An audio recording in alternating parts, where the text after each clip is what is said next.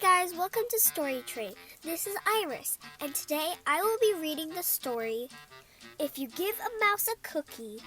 Special edition, they're celebrating for 25 years of happiness, by Laura Numeroff, illustrated by Felicia Bond. Let's start. If you give a mouse a cookie, he's going to ask for a glass of milk. When you give him the milk, he'll probably ask you for a straw. When he's finished, he'll ask for a napkin. Then he'll want to look in the mirror to make sure he doesn't have a milk mustache. When he looks into the mirror, he might notice his hair needs a trim. So he'll probably ask for a pair of nail scissors.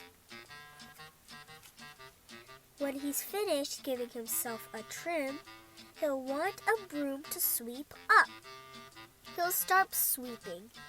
He might get carried away and sweep every room in the house. He may even end up washing the floors as well. When he's done, he'll probably want to take a nap. You'll have to fix up a little box for him with a blanket and a pillow. He'll crawl in, make himself comfortable, and fluff the pillow a few times. He'll probably ask you to read him a story. So you'll read him from one of your books, and he'll ask to see the pictures. When he looks at the pictures, he'll get so excited, he'll want to draw one of his own. He'll ask for paper and crayons. He'll draw a picture. When the picture is finished, he'll want to sign his name with a pen.